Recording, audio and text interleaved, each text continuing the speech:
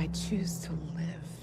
Ahsoka Tano is a mirage out of time, and her misalignment within the Force comes juxtaposed to her affinity for the natural world.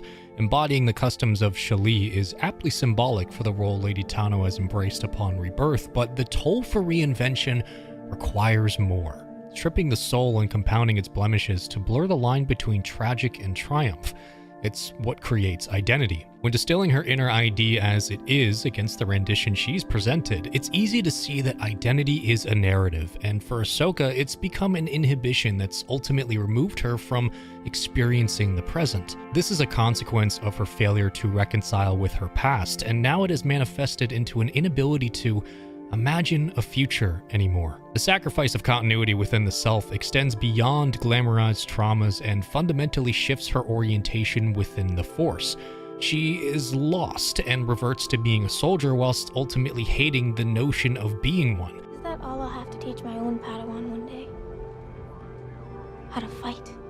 It's a dangerous regression into denial because so much of her affirmation as an individual stems from what she overcame as a child, rather than who she is as a result of it. Forever attached to Maul and the failures of her master, but Ahsoka was a daughter, an apprentice, a maverick, and to cope with the ego-shattering experience of her past, she resorted to something she can survive in, a metaphorical dead end on the path of reinvention. Reinventing the future would require embracing the antiquities of the past, so for Anakin to reintroduce a clouded hindsight, it's much more about reimagining her place in her own continuity than easily regurgitating fan service for the sake of fan service. It's not about the trip to the world between worlds, but the realization that her alignment within the Force is incorrect. Before we continue, I have something very special to show the Clone Wars fans here in this community. Without further ado, roll the tape.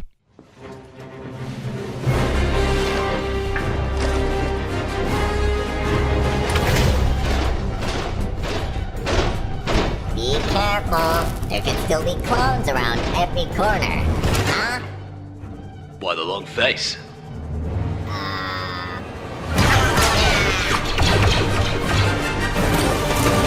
Keep moving! Come on!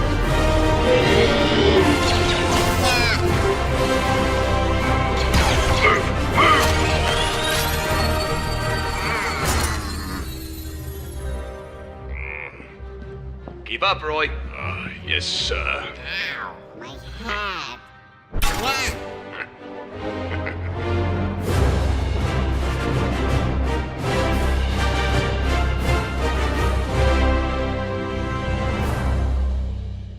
This is Tuck Tales: The Rescue, a short film in the works, and if you'd like to learn more about it, stick around to the end of the video. Yeah, no kidding.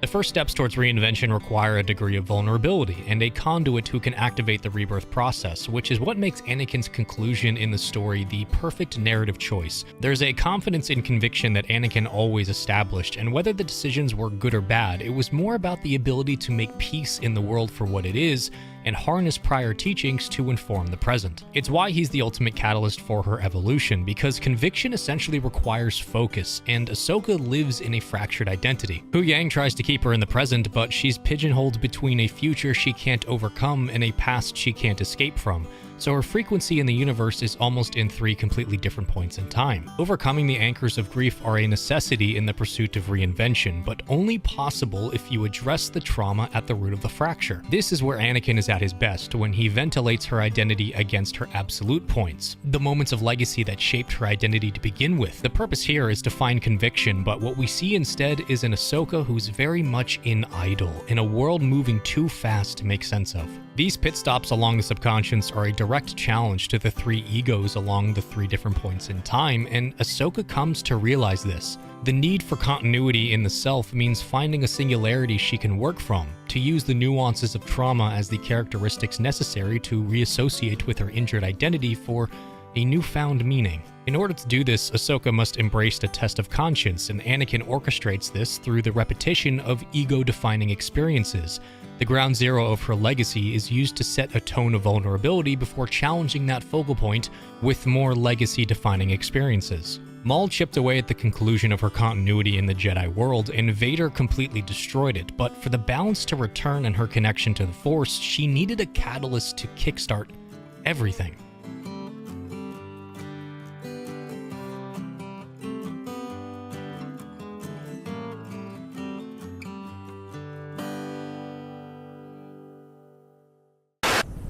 Is that why you walked away? Abandoned him? How can you joke at a time like this? Dave Filoni manipulates her psychology into an expression of conscience with memories as their own creative resource. It's such a genuinely intimate way to help a character work through trauma. She was oscillating within the same gap that corrupted Anakin, so having him return to reorient her identity is just as powerful as using her memories as the physical material necessary to reconstruct that identity. This was as much about Ahsoka finding purpose in her trauma as it was for Anakin to validate his presence in her past. Ahsoka struggled to see Anakin as anything but Vader, as a lineage of failure that she was destined to repeat because she thinks she failed to prevent his destruction, which is why she reverts back to being a soldier. She's a child from a traumatic environment, and regressing into what worked for the means of survival is the purest form of resonance she could achieve with the Force, one that stayed tethered to a changing world. Her continuity after Maul in Order 66 was incorrect. She was out of tune with her legacy. She had to find balance and be readjusted. The burden of failing her own continuity is nothing more than redundancy when surviving has been the only identity that's worked, and thus the only one she's needed. She's given her pound of flesh, but rehabilitation through trauma is not about sacrificing, but embracing. Anakin could not reason with an action, so his saber led his identity, and enforcing his will upon the world was the only solution. He had to destroy in order to create. But only Anakin was capable of transforming his Padawan with clarity of purpose and fixing her fractured perspective because he did it already.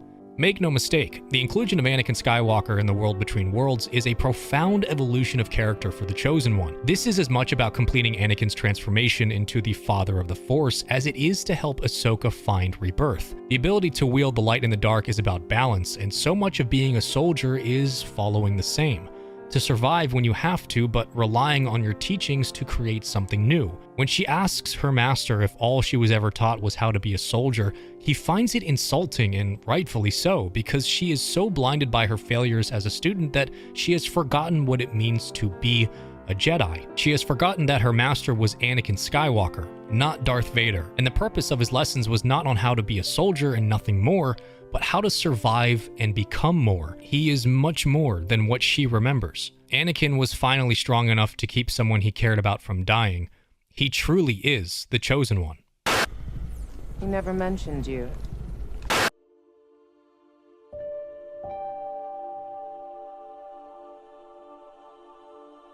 Anakin brought balance to the Force and served as the conduit for Ahsoka the Grey to evolve through a baptism of sorts. Where Anakin's rebirth was through fire, Ahsoka was through water, and from the emergence came balance, Ahsoka the White. He is a pillar of her identity, and he teaches her how to embrace both the soldier and the master, an alignment that cost him his life, but renewed hers. As the Chosen One, he completed not just himself, but her as well, reminding them both that the transgressions of the past are there to inform the possibilities of the future, to use the strength that's defined within your traumas as a means to be more. While Maul taught her not to trust the world, it was Anakin who taught her to rehabilitate it, to embrace the future by reconciling with the past, essentially saying, I am what I am, the good and the bad, so to not accept both and merely run from that, because of that will only hurt who you could become.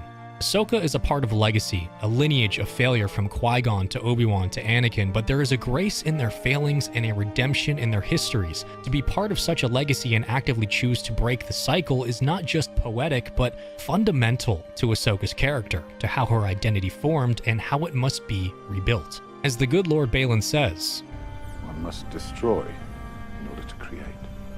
choosing life is the most selfish decision she's ever made, and that's why Anakin pushes her to choose, to no longer blame herself for Vader and to stop worrying about becoming him, to choose to be more. She had to confront Anakin to reaffirm the context of her identity, but only by confronting Vader could she finally redefine it. The failure of her master was not something to be passed down because the good of Anakin lives on through her. She is his embodiment, like Luke. She no longer has to live as just his apprentice in the shadow of his fall and forever tied to his decisions. Instead, she can embrace what he stood for at his best and evolve past what he couldn't become. Where Qui-Gon failed, as did Obi-Wan, as did Anakin, this was a moment for Ahsoka to break the generational trauma of her Jedi legacy and live through the successes of those who came before. She embraced the successes of Qui-Gon and Obi-Wan and Anakin in an effort to redefine her history as a navigational tool and not a weight. Where her mentors had to sacrifice and relinquish their ability to choose, she now gets to. She gets to choose, and she chooses life. This is a spiritual awakening that will give cohesivity to those old fractured experiences and celebrate her continuity in the world with newfound meaning.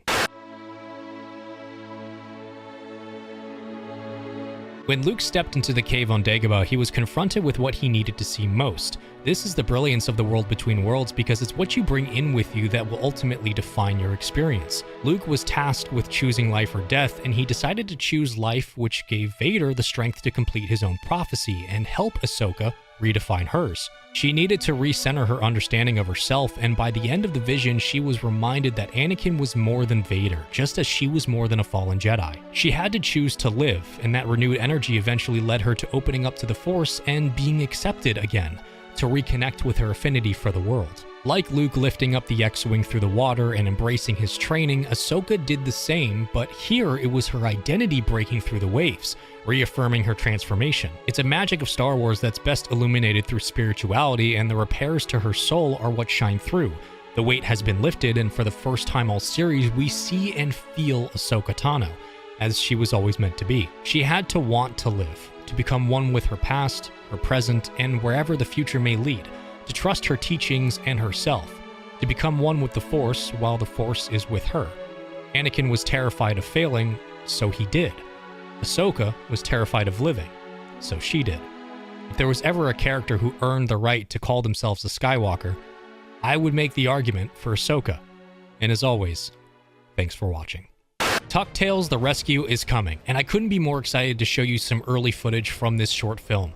This is an upcoming project from Jan Rupert, a freelance 3D artist who's been working endlessly on this Star Wars fan work under the name High Ground Animations. I recently had the pleasure of talking with Jan about this project and the vision behind it, as well as the work that's gone into the characters and the animations and the story. It's truly astounding what they've been able to do. What you're seeing right now is just some early material, and I was blessed with the kindness from Jan to share this footage with you all and let you know about this short film. If you're a Clone Wars fan like I am, this is right up your alley, and if you'd like to know more updates on the short film, I'll have links to High Ground Animation socials in the description, as well as new news and videos here on the channel for us to break down and enjoy. I can't wait to see where the project goes and to continue to share this moment with you all. I'm really excited for the final cut, and I know Jan is as well, so if you like what you see here in the early drafts, make sure you make your voices heard in the comments, because I'll be sending them to Jan and showing him your eagerness for this project. We all want to see some damn good Clone Wars action, and as soon as this project was announced, I had to reach out and talk to them about what it was like to put this together. And I really wanted to share this with you all, so thank you so much to Jan Rupert for allowing me to share some of these assets here on the channel. I can't wait to continue promoting this short film for the future. Tales the Rescue is going to be fantastic. I will give you updates when I have them. Expect more videos on the project in the future. And as always, thanks for watching.